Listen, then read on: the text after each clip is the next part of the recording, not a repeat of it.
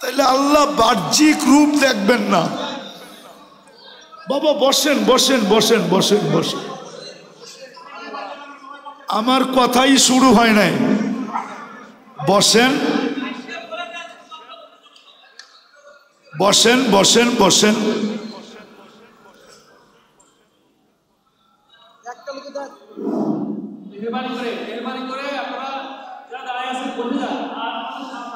একটু বসেন বসেন বসেন বসেন বসেন।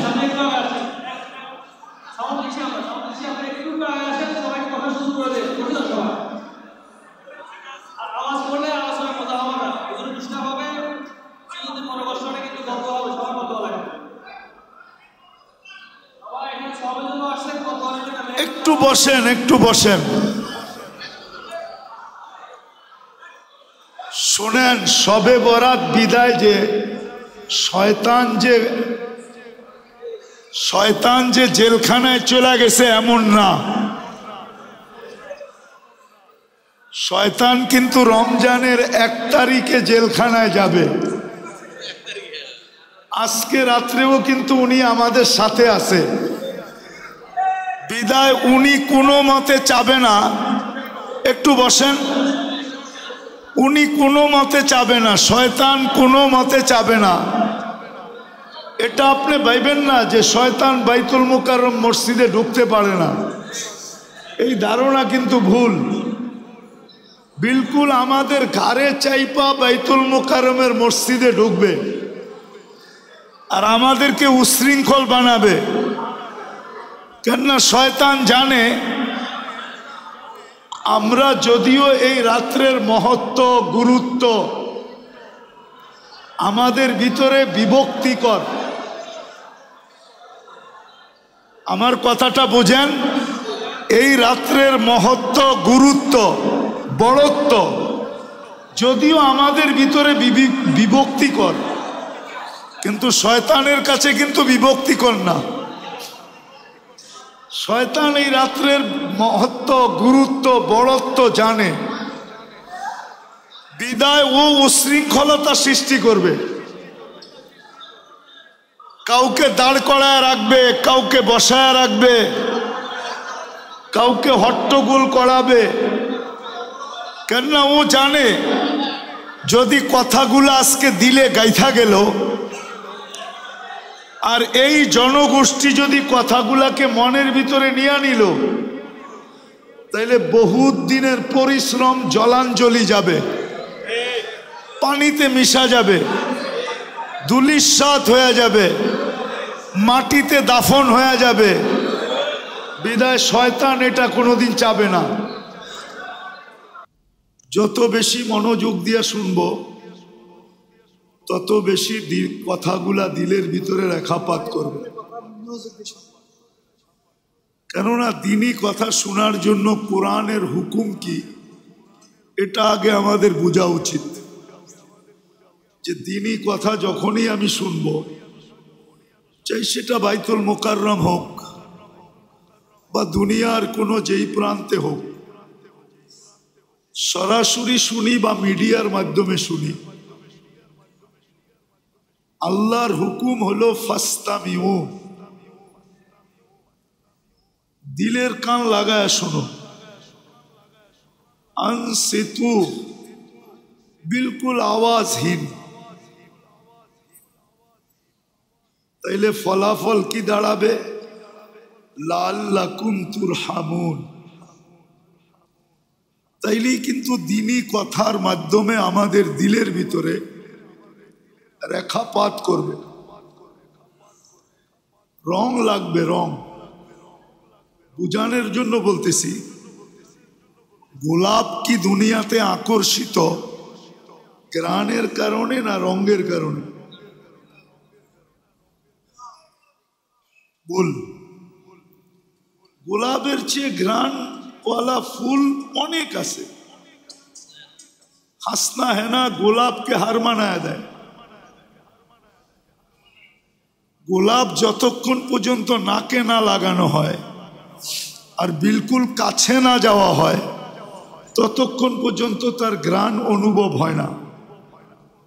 আর হাসনা হেনা তো এরকম ফুল যে বাতাসের টোকা লাগতে দেরি, টোকা বোঝেন, ওর গায়ে বাতাস লাগতে দেরি আর ও চতুর্দিকে ছড়াইতে দেরি করে না। কিন্তু গোলাপ তার জায়গায় গোলাপ, কারণ রঙের কারণে।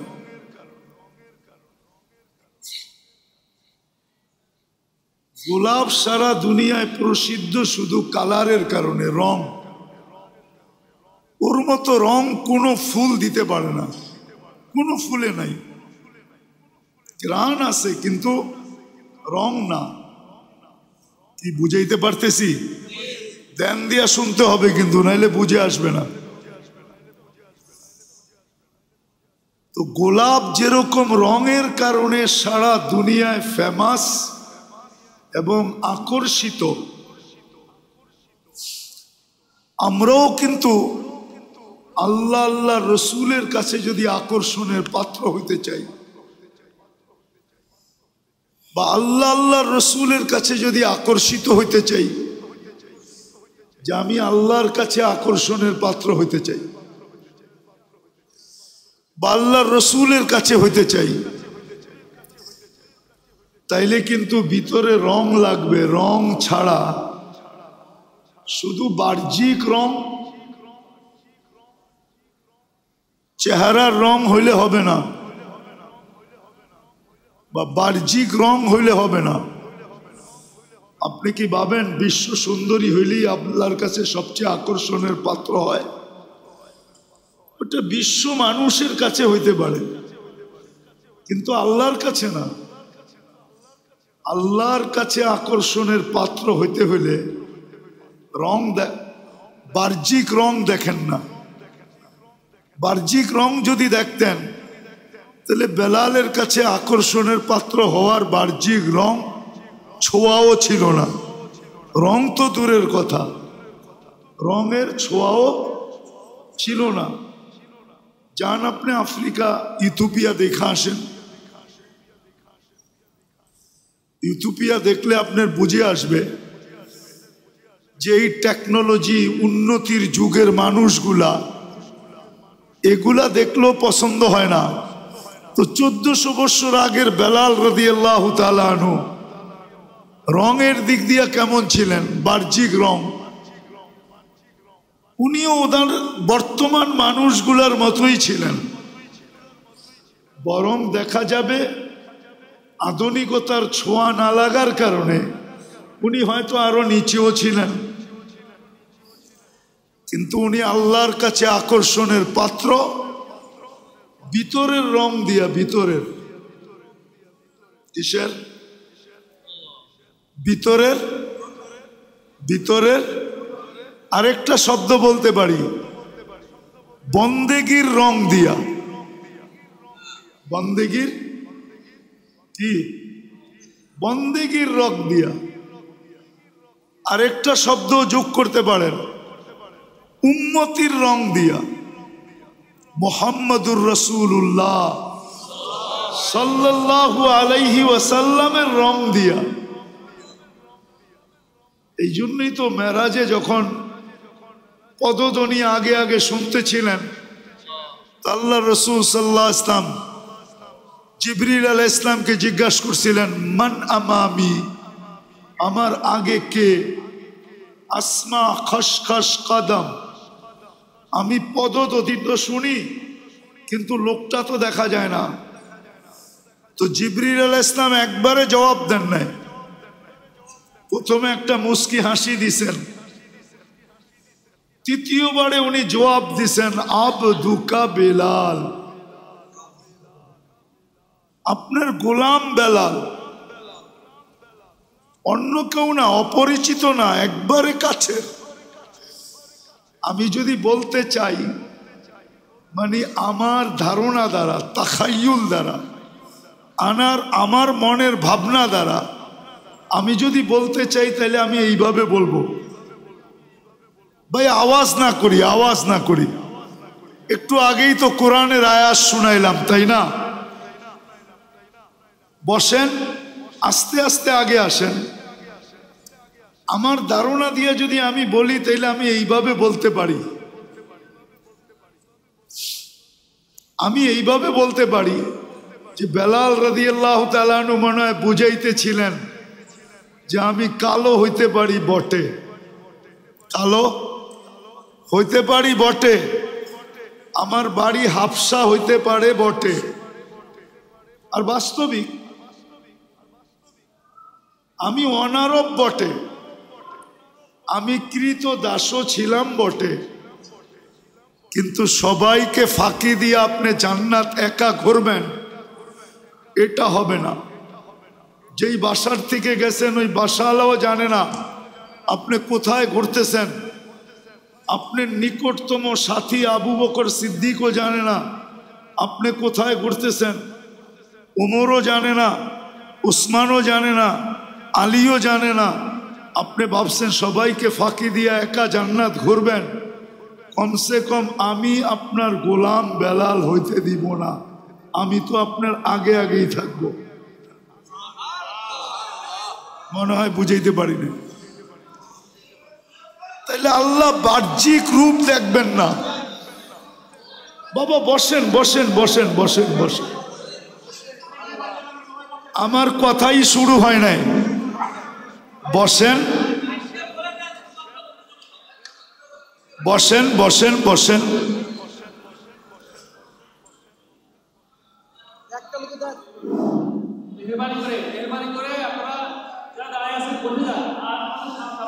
একটু বসেন বসেন বসেন বসেন বসেন।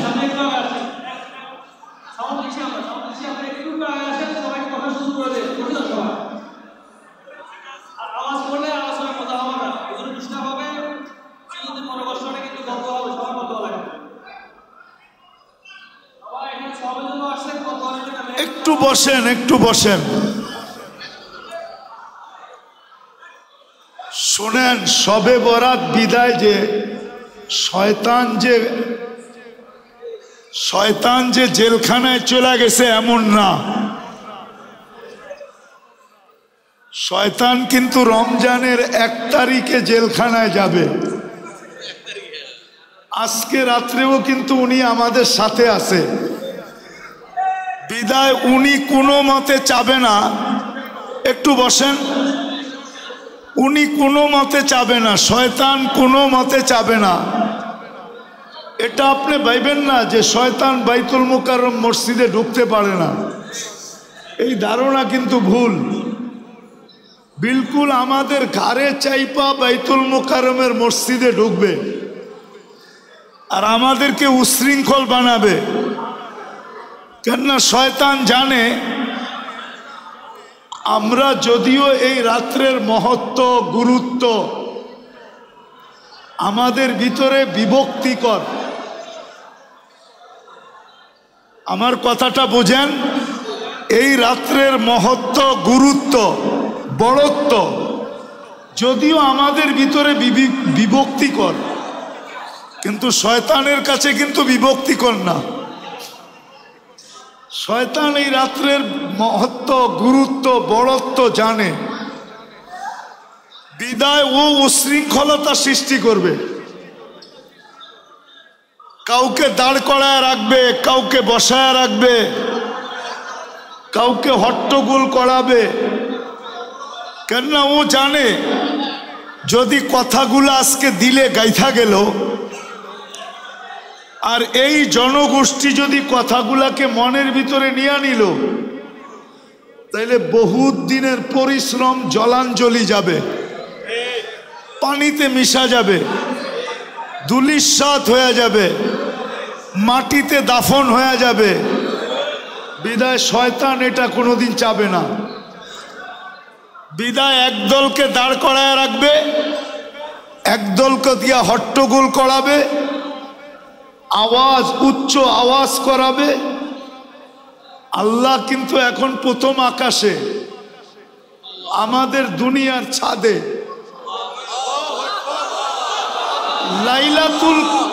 লাইলাতুল বরাত বাদই দিলাম।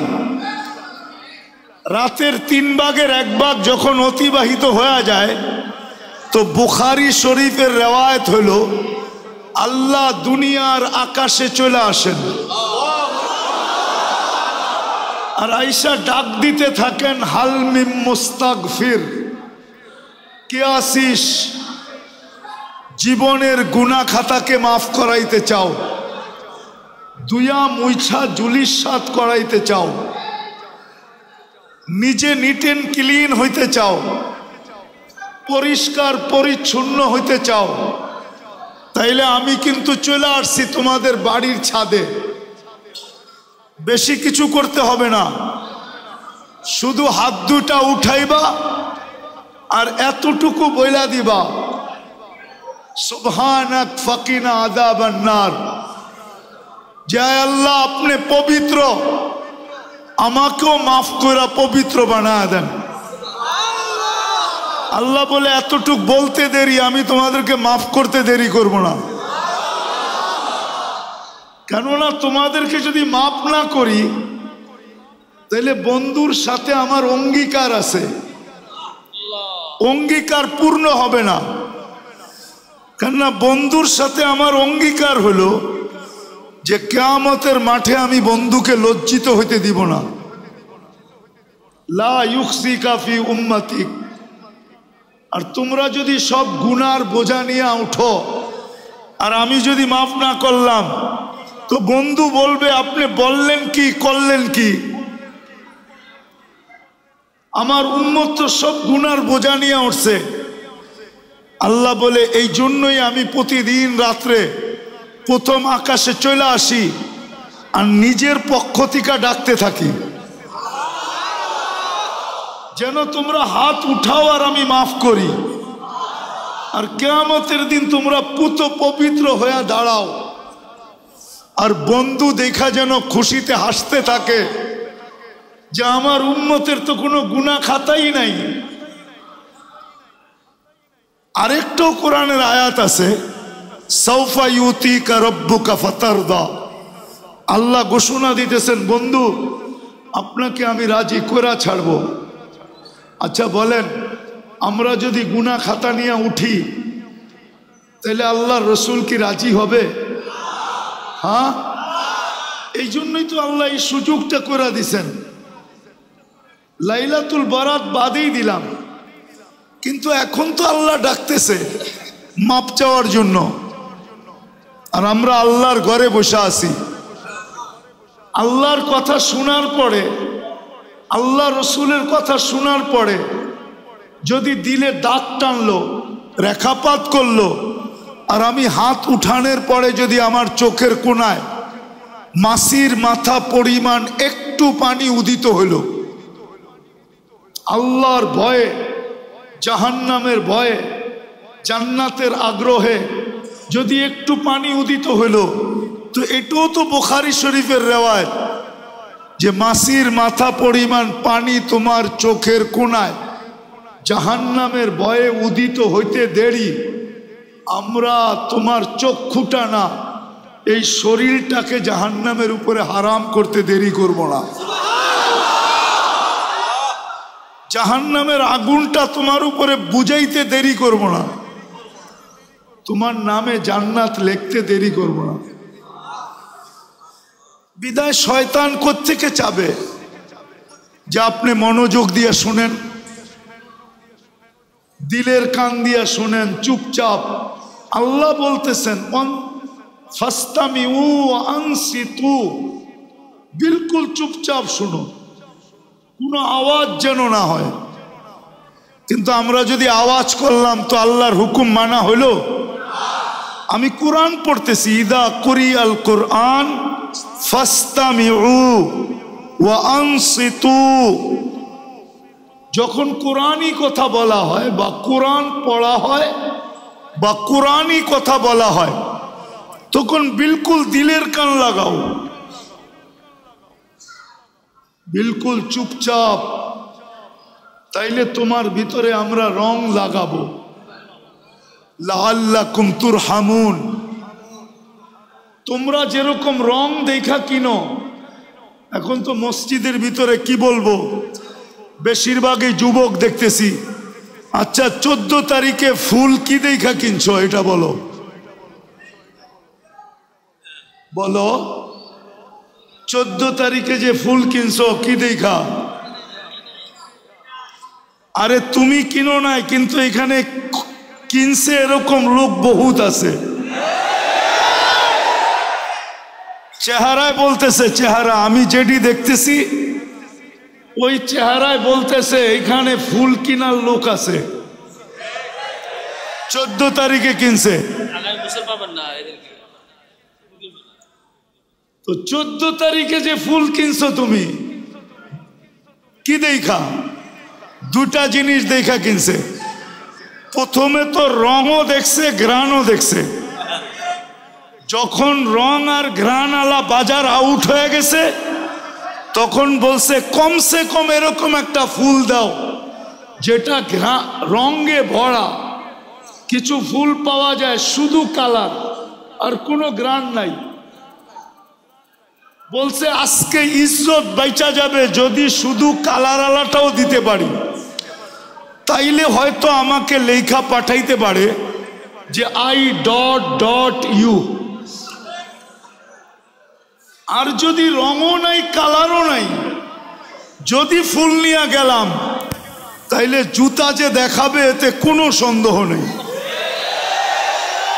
আচ্ছা বলো, সাধারণ দুনিয়ার একটা মেয়ে ও যদি কালার আর রং ছাড়া গ্রহণ না করে, তাহলে যেই আল্লাহ তোমাকে আমাকে অস্তিত্ব দিল, এক ফোঁটা পানির থেকে যুবক বানাইলো, আমাকে পুরুষ বানাইলো, আরেকজনকে নারী বানাইলো, তৃতীয় লিঙ্গ বানাইলো না, ওই আল্লাহ রং আর কালার ছাড়া আমাকে তোমাকে গ্রহণ করবে তো করবে কি কইরা? আমাকে যুক্তি দিয়া বুঝান। একটু যুবক বোঝো, একটু বোঝো, আমার কথাটা একটু ভাবো। দেখো আমার একটা জায়গার কথা মনে উঠছে। আমি বড় দুনিয়া ঘুরা ব্যক্তি, যদিও আমার দেশে আমার মান নাও থাকতে পারে, কিন্তু আলহামদুলিল্লাহ আমার দেশে আমার অদ্বিতীয় নাই। কোরআনে যত জায়গার কথা লেখা আছে আমাকে গণতে হবে আমি কোনোটা দেখি নাই কিনা, এটা আমাকে গয়না বলতে হবে। তো আমার এক জায়গার কথা মনে উঠল, ধ্বংস স্তূপকে ঈসা আলাইহিস সালাম দেখা, ওই গ্রামকে দেখা ঈসা আলাইহিস সালাম জিজ্ঞাসা করছিলেন সাথীদেরকে যে তোমরা কি জানতে চাও যে এই গ্রামবাসীকে আল্লাহ সমূলে ধ্বংস করলেন কি করে? তো সাথীরা বলতেছিল যদি আপনি জানান তাইলে আমাদের জন্য খুব ভালো হয়। উনি জানাইছেন বিদায় আমাদের নবীজি আমাদেরকে জানাইছেন। উনি গ্রামবাসীকে জিজ্ঞাসা করছেন, ইয়া আহলাল কারিয়া আজিবু রুহাল্লাহ, হে গ্রামবাসী আল্লাহর রুহের ডাকে সাড়া দাও। তো একজন মাটির নিচের থেকে চিৎকার দিয়া বলতেছে, মাদা তুরিদু মিন্না, আপনি আমাদের কাছ থেকে কি জানতে চান? তো বলতেছে লিমাদা দাম্মারাকুমুল্লাহু তাদবীরা, তোমাদেরকে আল্লাহ সমূলে কিভাবে ধ্বংস করলেন? তো নিচের থেকে জবাব আসছে, বিতনা বিল আফিয়া, আমরা বড় নিশ্চিন্তে ঘুমাইতেছিলাম, ফুর্তি করতে করতে নিশ্চিন্তে আমরা ঘুমাইতেছিলাম। আসবাহনা ফিল হাবিয়া, সকালে উঠা দেখি আমরা হাবিয়া দুজকের। আজকে সূর্য কিন্তু বলতে বলতে ডুবছে। বাংলাদেশের উপর দিয়া যখন ডুবতে ছিল তো বলতে বলতে ডুবছে, লান আউদ ফি হায়াতিকা আবাদা, ও বাংলাদেশের মানুষ, হতে পারে তোমরা কাল সকালে আমাকে উঠতে নাও দেখতে পারো। জ্বলন্ত প্রমাণ, কয়েকদিন আগেই তুর্কিতে যে ভূমিকম্প আসছে, 1.5 লক্ষ মানুষ মারা গেছে, একটা শহর মাটির সাথে মিশা গেছে। ওরাও তো নিশ্চিন্তে ঘুমাইতেছিল। ওরা কি জানতো যে সকালে আর সূর্যকে উঠা দেখবে না? জানি না কে কোথায় পৌঁছে গেছে, জান্নাতে গেছে না দুজকে গেছে, এটা তো আমাদের কারো জানা নাই। তো যেটা আমি বুঝাইতেছিলাম যে আমাদের ভাবা উচিত, আমি যখন রং আর ঘ্রাণ ছাড়া আর শুধু ঘ্রাণ ছাড়া আমি যদি ফুল না কিনি, তাহলে আমিও তো একটা ফুল। সৃষ্টির ভিতরে আমি একটা ফুল না? আমি যদি সৃষ্টির ভিতরে ফুল না হইতাম, তাহলে আমার ভিতরে, আমার মাথায় শ্রেষ্ঠত্বের মুকুট কেন দিতেন? আমাকে সৃষ্টির সেরা কেন বলতেন? সৃষ্টির ভিতরে আমাকে সবচেয়ে সুন্দর কেন বলতেন? সৃষ্টির ভিতরে সবচেয়ে সুন্দর গঠনওয়ালা কেন বলতেন? হাজারো জিনিস আছে। বোঝা গেল সৃষ্টির ভিতরে মানুষ নামের আমিও একটা ফুল। ওই আল্লাহ আমাকে কি করে গ্রহণ করবে যদি আমার ভিতরে ঘ্রাণ না থাকলো, যদি আমার ভিতরে রং না থাকলো? আমার আলোচ্য বিষয় তো এটাই ছিল যে আত্মশুদ্ধি কি জিনিস, এটার প্রয়োজন কি জিনিস, কেন প্রয়োজন। কিন্তু আপনাদের হট্টগোল তো আমাকে ওইদিকে যাইতেই দিতে চায় না। হট্টগোল যাইতে দিতে চায় না। আর এরকম হট্টগোলের ভিতরে কথা বলে মজাও পাওয়া যায় না। কেননা আপনাদের একাগ্র চিত্ততা যত হবে, কথা কিন্তু দিলের থেকে আসে না। কেউ যদি ভাবে যে আমি মনের থেকে সাজায়া বলবো, আমি বলবো সে ভুল বলে। কথা কিন্তু উপর থেকে আসে, উপর থেকে দিলের ভিতরে ঢোকে, মুখ দিয়া এটা স্পিকার হিসাবে সামনে যায়। মুখটা অনলি স্পিকারের কাজ করে, কথা কিন্তু ওই উপর থেকে আসে। আল্লাহর কাছ থেকে আল্লাহ কথা ঢালতে থাকে।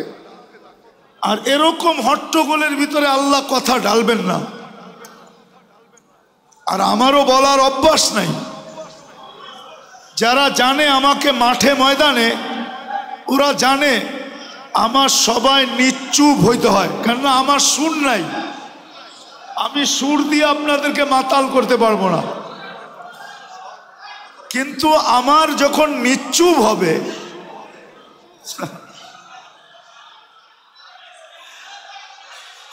তখন কথা দেখা যাবে উপর থেকে আসবে। আল্লাহ দিলের ভিতরে ঢালবেন। হতে পারে আজকের মজমা এই রাত্রটা 12টা নামের নামকরণ আছে। এই রাত্রটার শুধু আমরা একটা নাম জানি, 13টা নামে নামকরণ আছে এই রাত্রটা। কয়টা? আমরা জানি শুধু একটা, কি? 12টাই জানি না আমরা। এই রাত্রটাকে 13টা নামে নামকরণ করা হয়েছে বিভিন্ন কিতাবে। আমি আপনাদেরকে বুঝাইতে চাইতেছি, যারা বলে যে এই রাত্রের কোনো অস্তিত্বই নাই, কোনো অস্তিত্ব নাই। আচ্ছা, এই রাত্র কি 2-1 বছর আগের থেকে শুরু হয়েছে? কবের থেকে? আচ্ছা, শাবান কবের থেকে? আগে আসেন শাবান মাসটা কবের থেকে? এটা কার থেকে নির্ধারিত? এটা কি আমরা বানাইছি? হ্যাঁ, কোরআনে আছে ইসনা আশারা শাহরা, 12টা মাস, ঠিক না? তাহলে আমাদের নবীজি শাবান বলে গেছেন, ঠিক না? হ্যাঁ, নিসফুম মিন শাবান, শাবানের 15 তারিখের রাত্র। এটাকে 13টা নামে নামকরণ করা হয়েছে। আমরা জানি শুধু একটা নাম, কি? লাইলাতুল। 12টাই আমরা জানি না, ঠিক না? নামকরণ কয়টা? 13টা। আপনাদের হট্টগোল কিন্তু আমাকে অনেক দূরে নিয়ে গেছে। 13টা নামকরণের ভিতরে আমরা একটা নাম জানি, আর একটা নাম নিয়েই আমাদের বিভক্তি। কেউ বলে লাইলাতুল বরাত নাই, আমি বললাম ঠিক আছে, একটা নাই, আরো 12টা তো আছে। হ্যাঁ, একটা নাই, আরো 12টা কি? একটা নাই, একটা নাই দেখা কি 13টার ভিতর থেকে 13টাই নাই? একটা নাই, কি নাই? একটা নামকরণ নাই, আরো তো 12টা, আরো 12টা নাম আছে। টোটাল নাম হইল এই রাত্রের 13টা। কয়টা? কিতাব ঘাটলে 13টা নাম পাওয়া যায়, 13টা। আমার বিশ্বাস হট্টগোল আমরা এই জন্যই করতেছি, মিডিয়ার যুগ তো, কেউ কেউ ভাবতেছে এই রাত্রের কোনো অস্তিত্বই নাই, বিদায় এই রাত্রের কথা মনোযোগ দিয়ে শুনে লাভটা হবে কি? আমি এই রাত্রের কথা বলতে বসি নাই, আমার আলোচ্য বিষয়টাই হলো আত্মশুদ্ধি। কি? কোরআনের সবচেয়ে বড় কসম আছে, কোরআনের 7টার উপরে কোনো কসম নাই। ওয়াশ-শামসি ওয়া দুহাহা ওয়াল কামারি ওয়া মা তালাহা ওয়ান নাহারি ইযা জাল্লাহা ওয়াল লাইলি ইযা ইয়াগশাহা ওয়াস সামাই ওয়া মা বানাহা ওয়াল আরদি ওয়া মা তুহাহা ওয়া নাফসি ওয়া মা সাওয়াহা ফাআলহামাহা ফুজুরাহা ওয়া তাকওয়াহা কদ আফলাহা মান যাক্কাহা।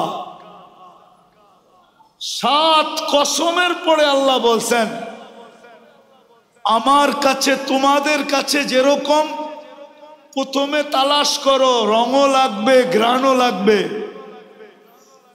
কিন্তু রং আর ঘ্রাণওয়ালা মার্কেট আউট, কোথাও পাওয়া যায় না। এখন যুবক তালাশ করতেছে যে একটা রং আলা হইলেও চলবে, নাইলে কিন্তু জুতার বাড়ি, নাইলে কিন্তু গেলেই তো জুতা দেখাবে, ঠিক না? মনে হয় বুঝাইতে পারি নাই। হ্যাঁ, আল্লাহ বলে 7 কসম খায়া বলতেছেন যে আমার কাছেও কিন্তু রঙও লাগবে, ঘ্রাণও লাগবে, রঙও লাগবে, রঙও লাগবে, ঘ্রাণও, রঙও লাগবে, ঘ্রাণও লাগবে। কিন্তু আল্লাহকে যদি প্রশ্ন করি, আল্লাহ রং ঘ্রাণ তো নাই, শুধু রং আছে, তা আল্লাহ বলে শুধু রং হইলেও চলবে, কিন্তু ওই রংটা আমার বন্ধুর রঙে রঙিন হইতে হবে। ওই রংটা আমার বন্ধুর রঙে রঙিন হইতে হবে, রঙে রঙিন হইতে হবে। একটা কথা বোঝেন, আমি একটা প্রশ্ন করি আপনাদেরকে, আচ্ছা বলেন তো, সাক্ষী ছাড়া কোনো কেস চলে? যদি সরকার বাদী হয় তারপরও লাগবে, সাক্ষী লাগবে। হ্যাঁ, যদি পুলিশ বাদী হয় লাগবে। তাহলে কিয়ামতের দিন তো আল্লাহ বিচার কার্য শুরু করবেন, কিয়ামতের মাঠে বিচার দিনের স্বামী আল্লাহ, ঠিক না? বিচার কাজ আল্লাহ পরিচালনা করবেন, ঠিক না? আল্লাহকে যদি প্রশ্ন করি, আল্লাহ সাক্ষীকে, আপনি যে বিচার কাজ করবেন সাক্ষী কই?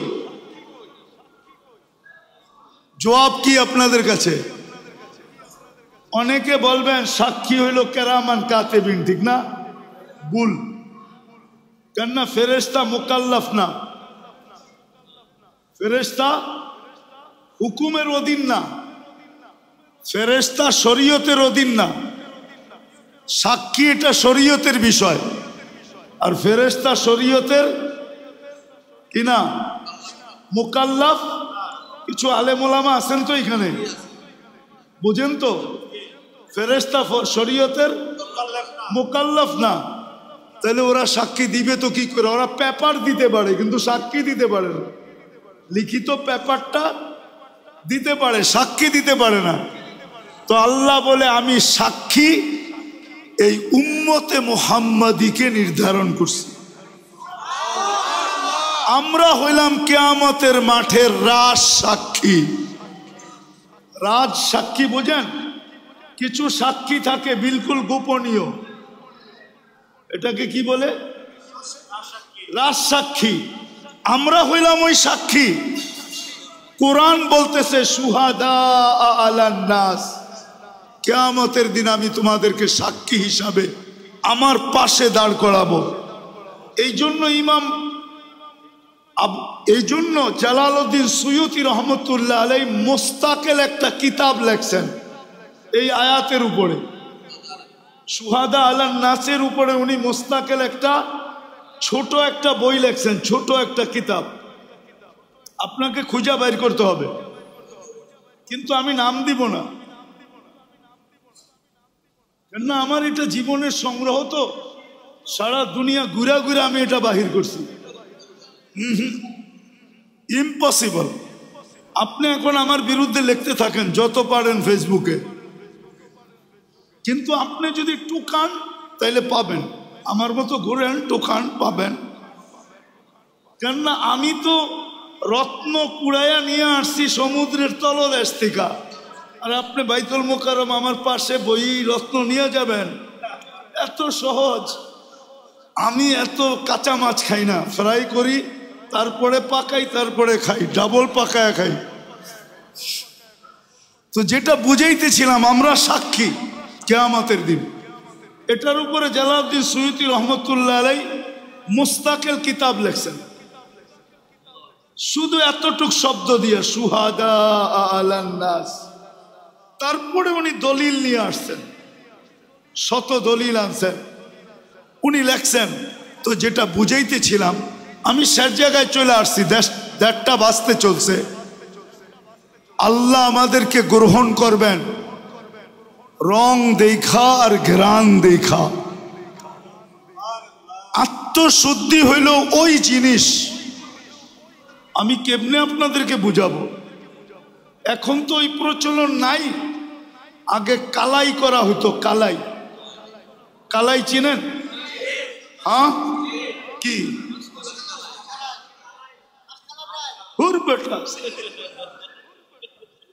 আগে পাতিলের ভিতরে কালাই করা হতো। আমাদের দেশে আগে পাতিল ছিল, ইয়ের পাতিল, কি বলে এটাকে, তামার পাতিল। তামার পাতিলে আগে খানা, বড় বড় প্রোগ্রামে তামার পাতিলে পাকানো হতো। এখনো আছে, এখনো অনেক জায়গায় তামার বড় বড় পাতিলে। এটাকে বৎসরে 2-3 বার রূপালি কালার দিয়া, রূপার কালার দিয়া কালাই করতে হয়, কালাই। হ্যাঁ, আত্মশুদ্ধি হইল নিজেকে কালাই করা। যে রং তো নাই আমার, তারপরও আমি কালাই করে নিজেকে রঙিন বানাইলাম, কালাই করে নিজেকে রঙিন বানাইলাম। নাহলে আপনি বলেন, আমরা যতটুকুই ইবাদত করছি এই পর্যন্ত বা করতেছি, কি আল্লাহ শান অনুযায়ী হয়েছে? হ্যাঁ, ঢাকা শহরের অর্ধেক মানুষ তো এখন ঘুমাইতেছে, আর যুবকরা শুধু ভ্যান ভাড়া কইরা, অটো ভাড়া কইরা মসজিদে মসজিদে ঘুরতেছে। আরেক দল পাবেন যায় আজিমপুরের ভিতরে ভিড় জমাইতেছে, 200-400 মোবাইল হারায় আসবে আজকে, ঠিক না? হ্যাঁ, আরেক দল যায় দেখবেন, আমি বিরোধিতা করতেছি না, শুধু মাজারে মাজারে যায়া এরকম ভিড় জমাইতেছে, ঠিক না?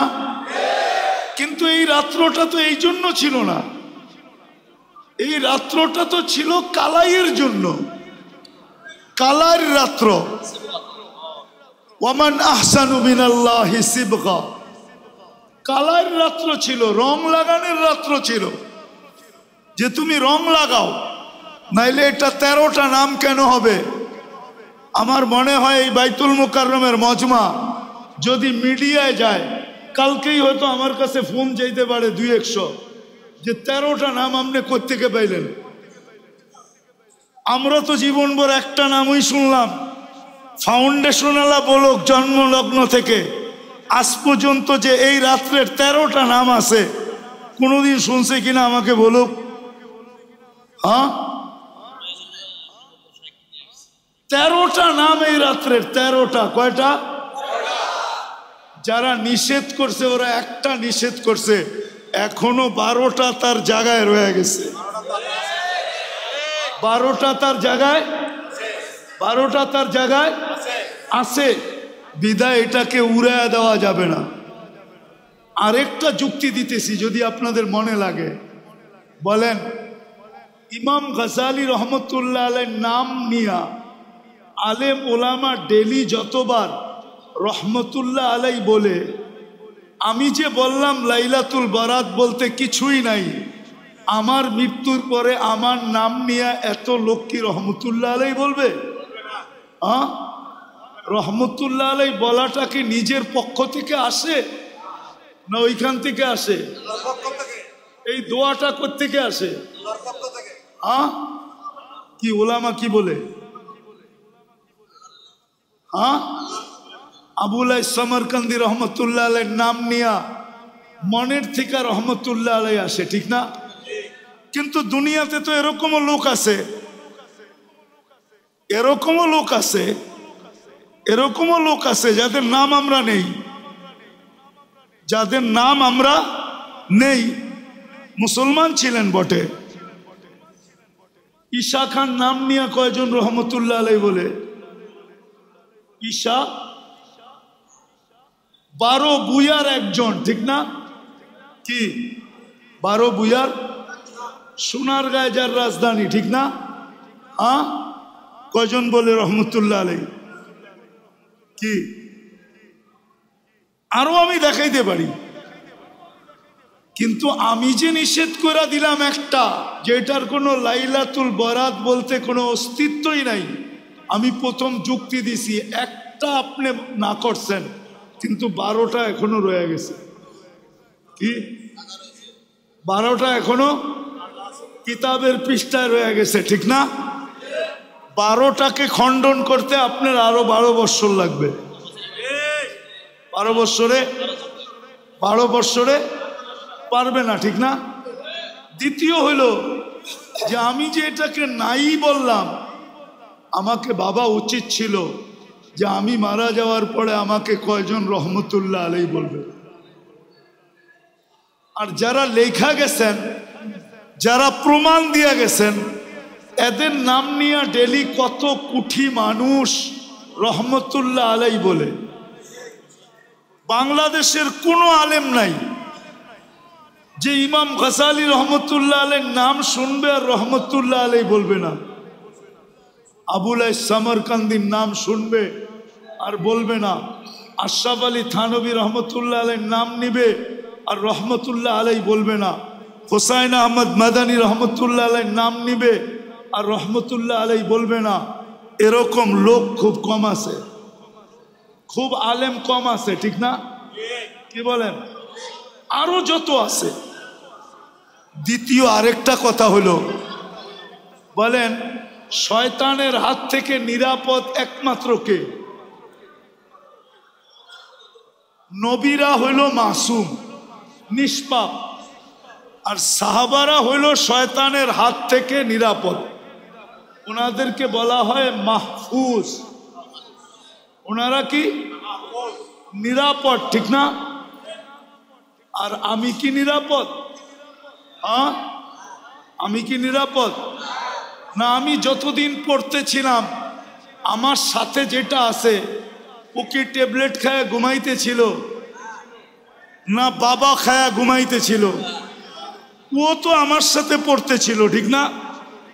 হইতে তো পারে এই কথাটা আমার না হইয়া আমার সাথে যেটা আছে, যার হাত থেকে আমি নিরাপদ না, কথাটা হয়তো ওরও হইতে পারে। মনে হয় বুঝাইতে পারিনি, বুঝাইতে পারলাম? ওর পক্ষ থেকেও হইতে পারে, ঠিক না? পরে হয়তো দেখা যাবে এটা স্লিপ অফ টাং, আমার কথাটা স্লিপ হয়ে গেছে। স্লিপ অনেক সময় হয় না, কথা কি হয়ে গেছে? স্লিপ অফ টাং, মুখ ফসকায় কথাটা বাহির হয়ে গেছে। কিন্তু মিডিয়ার যুগ, এই যে আমি বলতেছি, মিডিয়া তো চালু আছে, ঠিক না? এটাও তো সারা দুনিয়ায় ছড়ায় যাবে, জানাবে না? কালকেই দেখা যাবে এটা কত হিডিং এ আসতেছে, একটু পরের থেকেই শুরু হবে এটা চলা। তো বিদায় যেটা বুঝাইতে চাইতেছিলাম, এই রাত্রটা বিলকুল উড়ায় দেওয়ার রাত্র না, যেটাকে আমি উড়ায় দিব। হ্যাঁ, এটাও সত্য, আমাদের ভিতরে কিছু লোক আছে যারা এই রাত্রটাকে এতটুকু অতিরঞ্জিত করছে যে করতে করতে করতে করতে এরকম একটা স্তরে নিয়ে গেছে যে কিছু মানুষের আঙ্গুল এটার উপরে উঠা গেছে। আর উঠানোটা উচিত ছিল, কি উঠানোটা উচিত ছিল অতিরঞ্জিত করার কারণে। যেমন আল্লাহ রসুল সাল্লাল্লাহু আলাইহি ওয়াসাল্লাম বলছেন যে আমার প্রশংসা এতটুকু করো না, আমার প্রশংসা এতটুকু করতে করতে করতে করতে আমাকে আল্লাহ পর্যন্ত নিয়ে যেও না।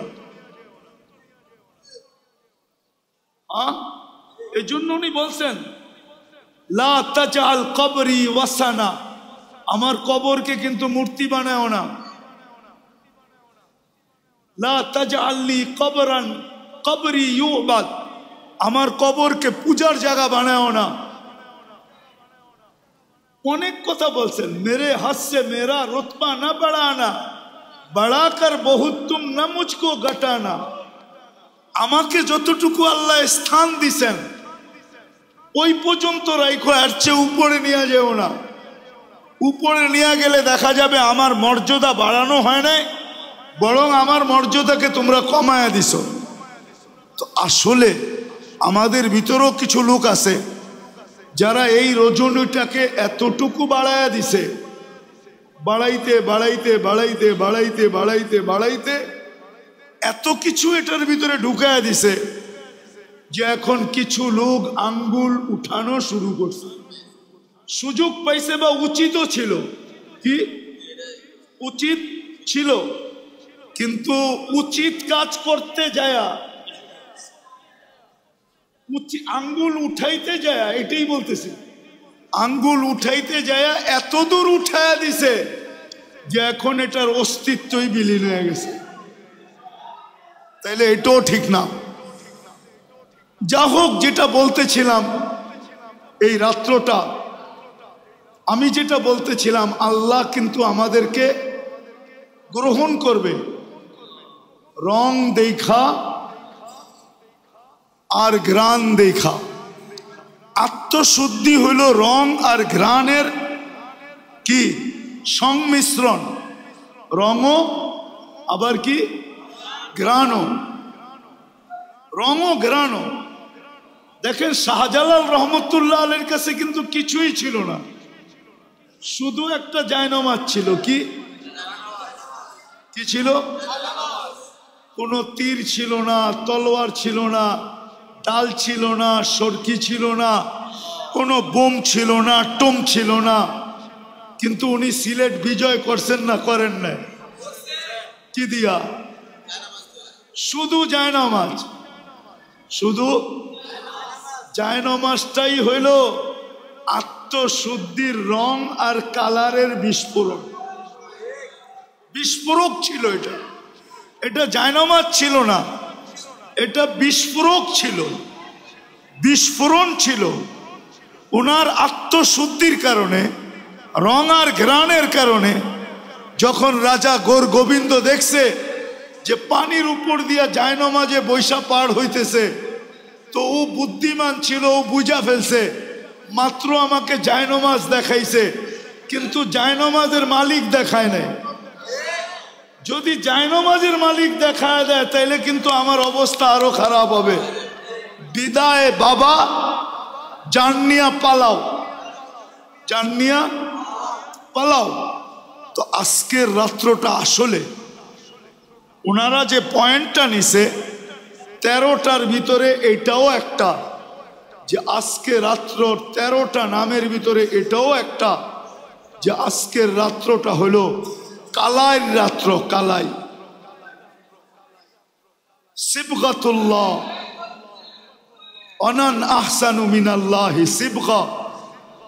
এটা আপনারা বুঝবেন না, এটা পুরান টাউনে গেলে দেখা যাবে যে যারা কাচ্চি বেচে, কাচ্চি, ওই দোকানে যে যদি জিজ্ঞাসা করেন যে তোর কাচ্চির ডেকটা একটু ভিতরে দেখতে চাই, কেননা কাচ্চি ওই পর্যন্ত সুন্দর হয় না, পারফেক্ট কাচ্চি হয় না যতক্ষণ পর্যন্ত ওই ডেকটাকে ভিতর থেকে রঙিন না করা হয়, কালাই না করা হয়। প্রত্যেকবার এটাকে কালাই করতে হয়। তো আজকের রাত্রটা হলো আসলে আমাদের ভিতরটাকে কালাই করা। আর কালাইয়ের সবচেয়ে বড় মেডিসিন হলো আজকের রাত্রে নির্জনে বৈশা যতটুকু নিজের গুনাহ মনে আছে যে আমি কি কি গুনাহ করছি, আমার সর্ব অঙ্গ দ্বারা কি কি গুনাহ হয়েছে, নির্জনে বৈশা ওইটাকে স্মরণ করা আর ভাবতে থাকা একটা শব্দ যে এই গুনাহগুলা যদি আল্লাহ মিটায় না দিলেন, মুছায় না দিলেন, মাপ না করলেন, তা আমি এই চেহারাটা নিয়ে সর্বপ্রথম হাউজে কাউসারে কিভাবে দাঁড়াবো। কেননা হাউজে কাউসার থেকে যে বিতাড়িত হবে ও সর্ব জায়গার থেকে বিতাড়িত হবে, ওকে আর কোনো জায়গায় স্থান দেওয়া হবে না। আর হাউজে কাউসারের পানি যার পেটে যাবে ও কোনো না কোনো বাহানায়, কোনো না কোনো ভাবে, কোনো না কোনো উসিলায়, কোনো না কোনো পদ্ধতিতে, কোনো না কোনো ফাঁক ফোকর দিয়া ও জান্নাতে যাবেই যাবে, যাবেই যাবে, যাবেই যাবে, যাবেই যাবে। কেননা যেই পেটে হাউজে কাউসার যাবে ওই পেট কোনোদিন দুযোগে যাবে না। বিদায় আজকের রাত্রটা হলো কালার রাত্র, ভিতরে রং বসানের রাত্র। আর এটার জন্য পদ্ধতি হলো নির্জনে বসো, মাথা দুইটা হাঁটুর নিচে, হাঁটুর ভিতরে ঢুকায় দাও। একটা কাহিনী মনে উঠল, যদিও আমি কাহিনীতে অভ্যস্ত না, কিন্তু প্রসিদ্ধ কাহিনী। যদি প্রসিদ্ধ না হইতো তাহলে বলতাম না। মসজিদে নববীতে নাকি হাদিসের দর্শ হইতেছিল, তো বহু দূর এক যুবক দুই হাঁটুর ভিতরে মাথা ঢুকায়া বসা আছে। তো খিজির আলাইহিস সালামের এটা ভালো লাগতেছিল না যে সবাই আমরা বৈশা হাদিস শুনি, এই যুবক ওই দূরে বৈশা দুই হাঁটুর ভিতরে মাথা ঢুকায়া কি বলত, একা একা কি করে। তো যায়া মাথার উপরে হাত দিয়া বলতেছে, ওই যুবক, সবাই তো হাদিস শুনে, তুমি একা একা কি করো। তো যুবক বড় কষ্টে মাথাটা বাহির করছে, বাইর করে একটু বেঁকা করে চেহারাটা দেখা বলতেছে, সবাই আব্দুল হকের থেকে শুনে, আমি ডাইরেক্ট হকের থেকে শুনতেছি। আব্দুল হক মানে হকের বান্দা।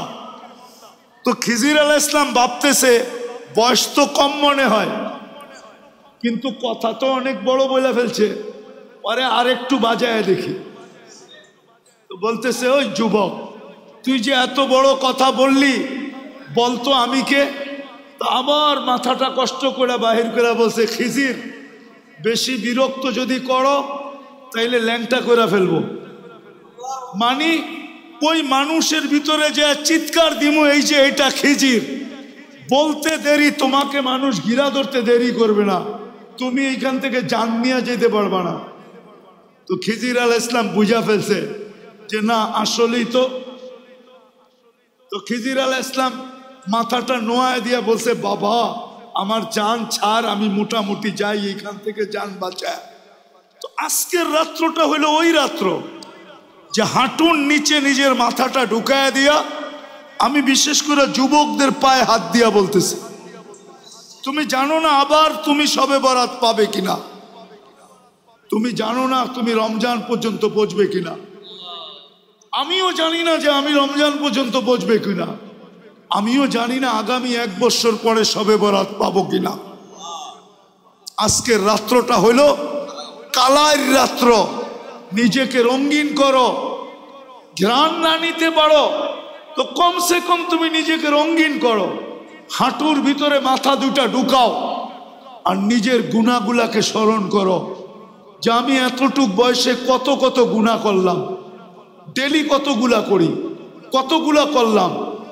কালকে আল্লাহ যদি আমাকে মাফ না করলো, তাইলে আমি কালকে আল্লাহর রসুলের হাউজে কাউসারে দাঁড়াবো তো দাঁড়াবো কি কইরা? যদি বিতাড়িত করে দিল তাইলে আমার হবে তো হবে কি? দ্বিতীয় হলো আমি আল্লাহর কাছে যায় দাঁড়াবো কি কইরা? কি কইরা দাঁড়াবো? আমি একটা হাদিস থেকে কাহিনী দিতেছি, হাদিসের না হইলে এটা দিতাম না। বনি ইসরাইলে এক বদমাশ ছিল, যার নাম ছিল কিফিল। কি? কিফিল। কিফিল বদমাশ ছিল। সে প্রতি রাত্রে জিনার পিছনে বর্তমান টাকায় 50 থেকে 60 লক্ষ টাকা খরচ করত। আর এটা তার নেশা ছিল। আল্লাহ তাকে এত টাকা দিছিলেন যে পাহাড় পর্যন্ত তার টাকার সামনে হার মানত। একদিন এক মেয়েকে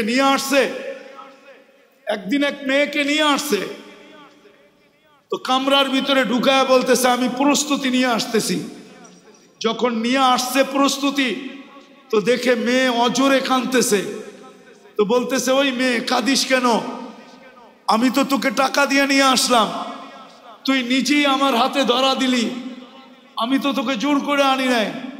তো মেয়ে বলতেছিল শোন কিফিল, আমি বাজারি মেয়ে না, আর এটা আমার পেশাও না, যেই কোনো বিপদের কারণে আমি তোর হাতে ধরা দিতে বাধ্য হয়েছি।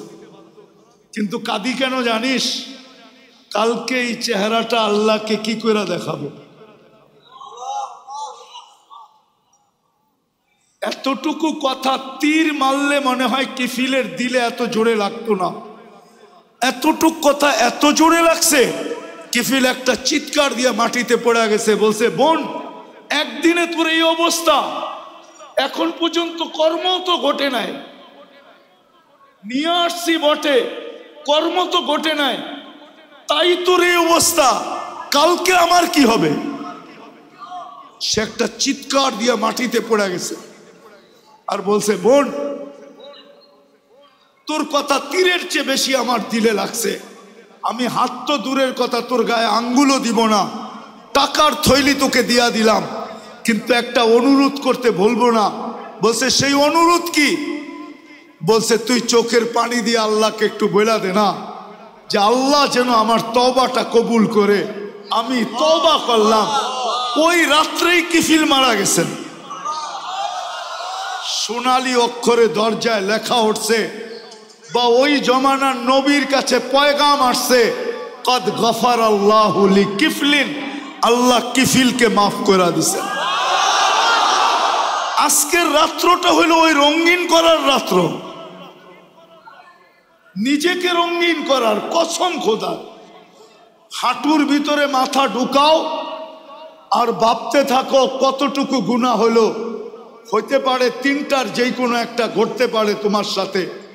ভাবতে ভাবতে ভাবতে ভাবতে যে আমি কালকে আল্লাহ আল্লাহ রসুলকে এই চেহারাটা কি করে দেখাবো। হইতে পারে তোমার অগোচরে এখানে একটু পানিও জমতে পারে, হতে পারে তোমার অগোচরে এক ফোঁটা পানি গাল পর্যন্ত আসতে পারে, হতে পারে তোমার ভিতর থেকে একটা চিৎকার বাহির হইতে পারে যে আল্লাহ, আয় আল্লাহ, বরকতের রাত্রি, রহমতের রাত্রি, 13 নাম বিশিষ্ট রাত্রি, আয় আল্লাহ, আয় আল্লাহ, আপনি আমাকে মাফ করে দিলে আপনার কোনো ক্ষতি হবে না।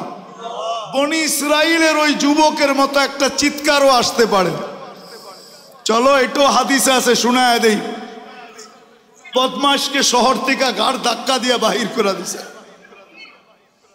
কয়েকদিন পরে ওহী আসছে, মুসা আলাইহিস সালাম, আমার ওলি মারা গেছে, জানাজায় যে শরীক হবে জানাজা পড়াইতে হবে। তো মুসা আলাইহিস সালাম বলতেছে আল্লাহ, একা জানাজা পড়াবো কি কইরা? একা কি কইরা? আল্লাহ চষে চলে আসছে যে মুসা, আমার বন্ধুর জানাজায় যে শরীক হবে আমি তার গুনাহ মাফ করব, আমি তার গুনাহ। এই সুযোগকে হাতছাড়া করে চলছে বনি ইসরাইল। যা দেখে জঙ্গলে পড়া আছে ওই পুরান বদমাশ। যাকে মুসা আলাইহিস সালাম বাহির করে দিয়েছেন। আর বনি ইসরাইল ছিল একটু গারতেরা জাতি, গারতেরা বুঝেন, রগ একটা বেকা আর কি। তো মুসা আলাইহিস সালাম বলতেছে, মুসা জীবনভর বহুত খেলা তো দেখাইলা, এটা কি শেষ খেলা? বদমাইশ আবার অলি হইল কবে? হ্যাঁ, আর মুসা আলাইহিস সালাম কাকে জিজ্ঞেস করবে? উনি ওহির অপেক্ষায় আছে। একটু পরে আল্লাহ ওহি পাঠাইছে, মুসা আলাইহিস সালাম ছিল তো বদমাশ সত্য, কিন্তু ফালাম্মা করুবাল মউত, আরবি শব্দগুলা কিন্তু ভালো মতে শুনেন। ফালাম্মা করুবাল মউত, যখন মউত একবারে সন্নিকটে চলে আসছে, রাআ ইয়ামিনা ওয়া শিমালা, ডাইনে দেখছে বামে দেখছে, আমামা ওয়া আরাআ, সামনে দেখছে পিছে দেখছে, করিবান ওয়া বাঈদা, কাছে দেখছে দূরে দেখছে, ফালাম ইয়াজিদ আহাদ, কাউকে পায় না মনের কথা বলার জন্য। ফালাম্মা রাআল উফুক,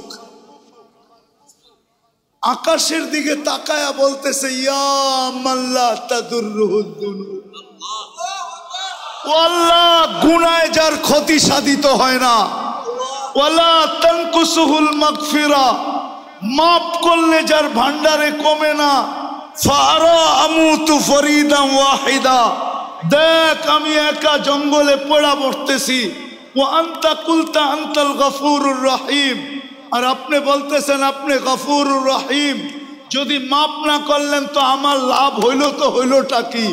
আপনার এই নাম দিয়ে আমার কি লাভ হইল? আল্লাহ বলতেছে, মুসা ইসআল বনি ইসরাইল মাযা উজিব, ও মুসা তুমি বনি ইসরাইলকে জিজ্ঞেস করো আলাইহিস সালাম আমি কি জবাব দিব। তো বনি ইসরাইল চিৎকার দিয়া বলতেছে, সাদাক্তা ইয়া রব্বা, রব আপনার সিদ্ধান্ত সঠিক। এই কথা বলার পরে আপনার জবাব তো এটাই আসে যে আমি মাফ করে দিলাম। আজকের রাত্র হইল ওই রাত্র, শুধু ঘোরাঘুরির রাত্র না। একটা কোনায় বসেন, নির্জনে একা একা বসো। যুবক, তোমার যৌবন বড় দামি। আমি তোমাদের পায়ে হাত দিতেছি, আমি জানি তোমাদের যৌবন কত দামি, তোমরা আল্লাহর কাছে কত দামি হইতে পারো আমি জানি। ওই সময় আমার হাতে নাই, নাহলে আমি তোমাকে একটা একটা দেখাইতে পারি যে তুমি আল্লাহর কাছে কত দামি হইতে পারো। একটা শুধু দেখাই, একটা, তুমি অতটুক দামি হইতে পারো যে আল্লাহ তোমাকে দেখাবে আর ফেরেশতাদেরকে ডাইকা বলবে, ইন্নী উবাহি বিহিল মালাইকা, এই যুবককে নিয়ে আমি তোমাদের উপরে গর্ব করি, গৌরব করি। কে বলবে? কে বলবে? কে বলবে? কোন আল্লাহ? কোন আল্লাহ? আল্লাহর পরিচয় তো জানি না আমরা, আল্লাহর পরিচয় তো জানি না। ওই যে যাও, ওই এইখান দিয়া বাহির হও, আর এই পাশেই দেখো একটা নেম প্লেট লেখা আছে, প্রথমে নাম লেখা আছে, নিচে ডিজি লেখা আছে, ইসলামী ফাউন্ডেশন। ডিজি হইল তার পরিচয়, পদবী। আল্লাহ নিজের পরিচয় দিছে আল্লাহ কে। আমরা তো শুধু বলি আল্লাহ আমাদের রব, বাস। আল্লাহ 99 পদ দিয়া নিজের পরিচয় দিছে। নিজের আল্লাহ বলে আমার আল্লাহ নাম, কিন্তু আমার পরিচয় জানো আমি কি পদের মালিক? আমি রহমান, আমি রহিম, আমি মালিক, আমি কুদ্দুস, আমি সালাম, আমি মুমিন, আমি মুহাইমিন, আমি আজিজ, আমি জব্বার, আমি মুতাকাব্বিরুল খালিকুল বারিউল মুসাব্বিরুল গফফারুল কহ্হারুল ওয়াহ্হাবুর রাজ্জাকুল ফাত্তাহুল আলিমুল কাবিদুল বাসিতুল খাফিদুর রাফিউল মুইজ্জুল মুদিল্লুস সামিউল বাসিরুল হাকামুল আদলুল লতীফুল খবীরুল হালিমুল আযীমুল গফুরুশ শাকুরুল আলিয়ুল কবীরুল হাফিজুল মুকিতুল হাসিবুল জলিলুল করিমুর রকিবুল মুজিবুল ওয়াসি আল হাকিমুল ওয়াদুদুল মজিদুল বাঈসুশ শহীদুল হকুল ওয়াকিলুল কবিয়ুল মতিনুল আলিয়ুল হামিদুল মুসি আল المبدي المعيد المحيي المميت الحي القيوم الواجد الماجد الواحد الأحد الصمد القادر المقتدر المقدم المؤخر الأول والآخر الظاهر والباطن الوالي المتوالي البر التواب المنتقم العفو الرؤوف مالك الملك ذا الجلال والإكرام المقسط والجامع والغني والمغني المانع الدار النافع النور الهادي البديع والباقي الوارث والرشيد الصبور জাল্লে জালালু আমি 99 পদের মালিক আল্লাহ আর তোমাকে নিয়ে করি আমি গৌরব হায় হায় হায় হায় সামান্য পদস্থ মানুষের নৈকট্য পাইলে সামান্য পদস্থ মানুষের নৈকট্য পাইলে মাটি দিয়ে হাঁটতে চায় না হ্যাঁ মাটি দিয়া হাঁটতে খুশির অন্ত থাকে না গৌরবের অন্ত থাকে না ঠিক না কি বলেন এমন কি ভিজিটিং কার্ড বানাইতে দেরি করে না ও যুবক তুমি আল্লাহর কাছে গৌরবময় হবে আল্লাহ তোমাকে নিয়ে গৌরব করবে এই জন্য পায়ে হাত রাখি আসো আজকের রাত্রটা নির্জনে বসি নিজের গুনাহগুলোকে স্মরণ করি আর একটু ভাবতে থাকি যে কালকে এই চেহারাটা আল্লাহকে আল্লাহ রসুলকে কি করে দেখাবো হতে পারে তোমার দিলের ভিতরে একটা আঘাত লাগবে চোখের কোনা দিয়ে এক ফোঁটা পানি গড়ায়া গাল পর্যন্ত আসতে দেরি আমার বিশ্বাস তুমি আল্লাহর কাছে প্রিয় পাত্র হতে দেরি হবে না আল্লাহ আমাদেরকে এতটুক কথার উপরে আমল করার তৌফিক দান করেন ওয়ামা আলাইনা ইল্লাল বালাগ ঢাকা মাহফিল সুস্থ সমাজ গড়ার বিপ্লবী চেতনায়।